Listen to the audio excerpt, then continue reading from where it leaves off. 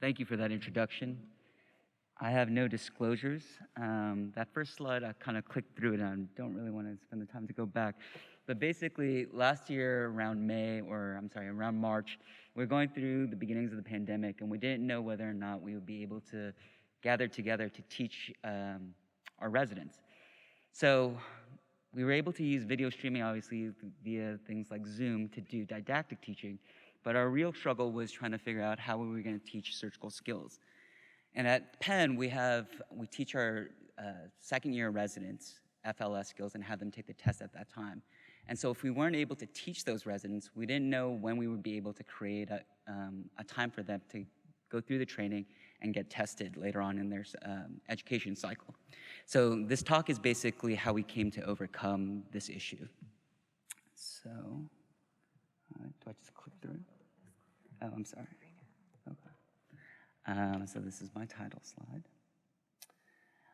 So looking into this, I first started by doing a literature review in terms of other ways that, or how other individuals in the past had tackled this issue, and looking at whether or not there have been groups that used video streaming to teach FLS in the past. And in the process, I came across this group in the University of Toronto, who, as far back as 2010, had shown that they were able to use Skype through video streaming to teach FLS to a group of attending surgeons in Botswana, and were able to train them and get them through the process. And on the right, you can see the same group in 2020 has kind of modified the way that they present or use the technology to stream FLS skills on the right there. But as I was looking at this, at our simulation center, there was real concern about whether or not we would actually be able to come into the simulation center to actually do the testing or the training. So the real question was, would we be able to set up this type of system for the resident to do at home? And clearly, the setup on the right is not something that an average resident, especially a second-year resident, has just sitting around at their home. So my mind kind of wrapped around this idea of, is there a way to take all this technology that this group in Toronto has and miniaturize it and make it affordable so that the resident could be able to do it at home? And thankfully enough, I was Zooming with some friends of mine, and their child is very much into video games. And in the background, I saw him playing Fortnite and also this game called Call of Duty Modern Warfare. Not really a gamer, but when they got on the phone or I got on the Zoom call with him, I asked him, Sam, like, what is it that you're watching there? Because he told me, oh, it's this video game stream. And I said, oh, so like you're playing video games with your friends? He says, no, I'm watching someone else play video games, and I'm learning from them. And I said, that's interesting. So he showed me. So via Zoom, I was able to watch his computer screen. I actually watched the streaming video. And the stream was really interesting in the sense that not only did the stream actually carry the screen view of him playing the video game, but his head was actually formatted so that his face was also present. And on top of that, there was also a commentary box that would scroll through. And so people who would comment on his YouTube channel, their responses would come up on the screen. And so I did a little bit of background research into this topic, and this guy, Dr. Disrespect, is his handle, or that's his name on this stream that he has. And he's famous for just blowing up, and that's why kids love watching his stream. Anyway, so looking into this, doing some background research, I was able to identify this individual basically does this himself. He has no production team.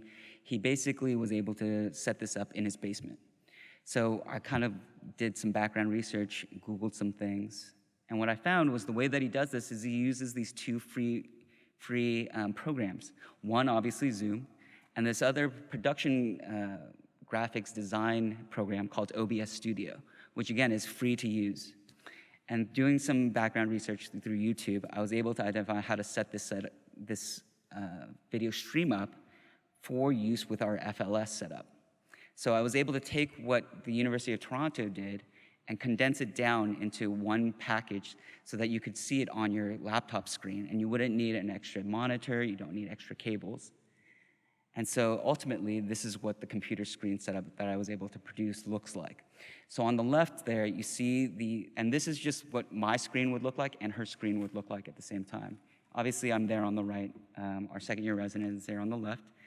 And what you see are 3 different video streams combined into one from the FLS box, one of the camera facing the student learner, and then one looking down at the individual's hands.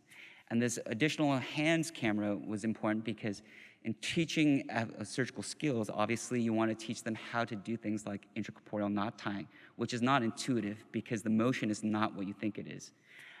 So we messed around with different camera angles, different setups. I tried to make it look entertaining, like Dr. Disrespects, but it was really distracting, actually. And so after asking some of the residents and getting their opinions on these things, we came up with this setup, this 3-box setup, where the main screen is the FLS box, then the face box for when you want to speak directly to one another, and then a camera that looks at your hands. And so this is kind of what the setup looks like. You can see a webcam, the laptop, and the FLS box. Total cost is about $2,200, $2,300 in total. So far, we've ran 12 residents through this program. And what I did was we did a case control study. So we were concerned that the residents wouldn't be able to come into the Sim Center, but the Sim Center did allow them to come in. But what I decided to do was randomize the residents that came through into a group that either stayed in one room and I was in a completely separate room, or where I stood next to them and we did in-live teaching. So with 6 and 6, and the way that we tested them was we did a pre-study or a pre-intervention test where I showed them basic movements of like what they needed to do, and then gave them an hour instruction on how I would do it and how to maximize my time. And then gave them 2 hours to basically practice on their own, and then ran them through the test again afterwards after that time period. So in total, about 3 to 4 hours in total to run this study for each of the residents. And what we find here in red is the students that I trained virtually, so they were in a completely separate room. We didn't have any live interaction until afterwards. And then the blue line is the residents that I taught in person. And as you can see there, the drop-in time is pretty similar. In actuality, the summative time for the residents that I taught virtually dropped more than the ones that I did live. Now, it's not statistically significant, so I can't say that there is a big difference there. But what I can say is that the virtual teaching was in line with the live in-person teaching that we normally did. So then in this slide, I'm breaking down each of the different tasks separately. So you can see there, for all of them except for extracorporeal knot tying, the improvements in time were actually better for the remote learners or the virtual learners compared to the in-person learners. Again, differences noted there, but not statistically significant, so I just want to make everyone clear about that. But in conclusion, what we found is that FLS skills training can be taught virtually using just the FLS box, laptop, and a webcam. And the other thing that I wanted to note based upon the study is that when we talk about making improvements in the way that we deliver education, that we can look at other industries and the ways that they do things and try and translate some of those ideas into the ways that we deliver our education. Thank you for the time.